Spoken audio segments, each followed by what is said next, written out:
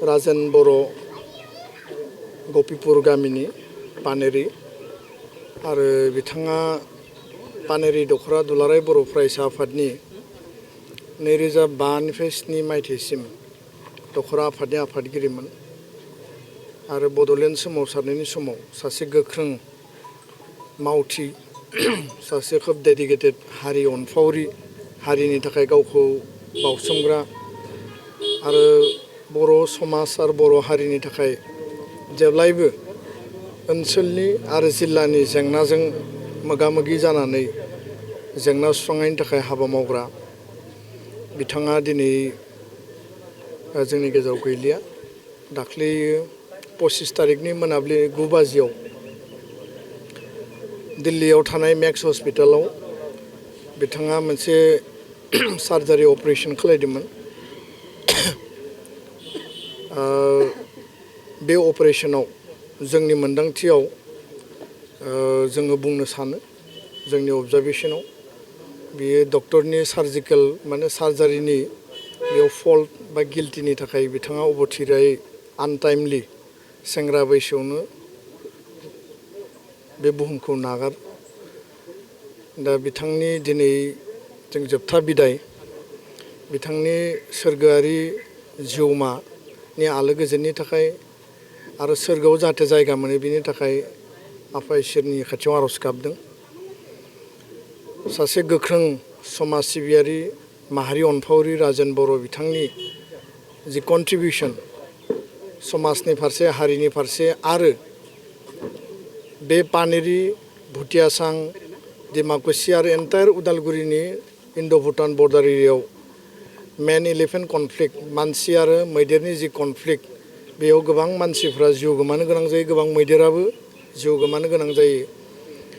बे एसियानि लार्जेस्ट मोनसे माने कनफ्लिक्ट जन बेखौ गैया खालामनायनि थाखाय बा बिनि बे जेंनाया जाहाथे जोबस्राङो माबादि जोङो मैदेरखौ जिउ रैखा खालामनो हायो मानसिनि जिउखौ बासायनो हायो बिनि थाखाय बिथाङा मैखोम बिफाव लानानै खामानि मावदोंमोन आरो बिथाङा फार्स्ट बिजय कृष्ण हन्दिकै जि मोनसे एवार्ड बे एवार्डखौबो माने वाइल्ड लाइफ कनजारभेशननि थाखाय बिथाङा मोननो हादोंमोन आरो वाइल्ड लाइफ कनजारभेशनाव बिथाङा स्ट्रं मोनसे रल दङमोन।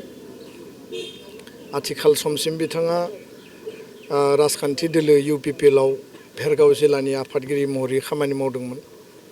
जों मालाबाबो सानाखैमोन बिथाङा जोंनि गेजेरनिफ्राय गोमालांगोन।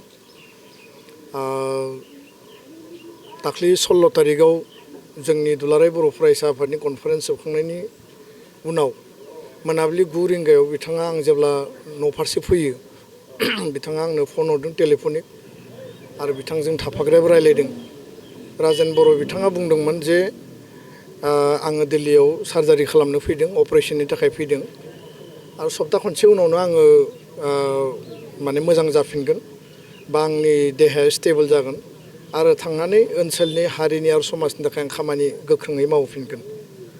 खिन्थु खाफालनि बाथ्रा दा जोंनि गोसोआव जिखिनि दुखु आरो अबथिरायै बिथाङा समाज आरो हारिनिफ्राय जोंखौ हाबा मावनानै हरखाबै नागारलांबाय बिथांखौ जों दिनै गोथाङै मोनफिनलिया खिन्थु बिथांनि जिखिनि कन्ट्रिबिउसन बिथांनि जे हाबा मावनाय बे जोंनि मेलेमाव गोसोआव ओनसोल जिल्ला आरो हारि नाङैनो गोथां महराव थागोन।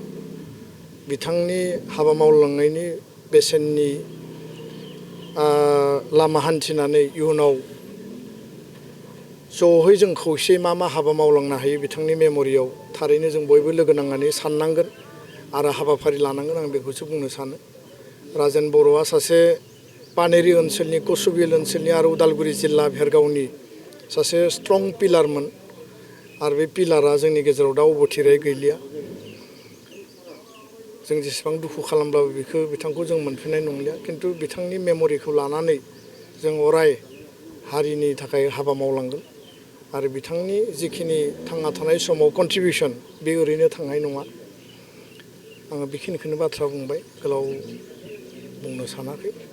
दुखुनि सम आरो जेसेबां गोसोआ स्ट्रंब्लाबो दुखुनि समाव जों बेखौ हमथानाया गोरलै बाथ्रा नङा। राजेन बर' बिथाङा जि मोनसे मिजिं आरो आसा लानानै हाबा मावदोंमोन थारैनो बिथाङा थांना थानायमोनबा आरो गोबां हाबा मावबावनो हागौमोन। बिथांनि अबथिरा जिउ गोमानाया जोंनि ओनसोल आरो हारिनि गेदेर खहा आं बेखौसो बुंबाय। गोजोन्थों।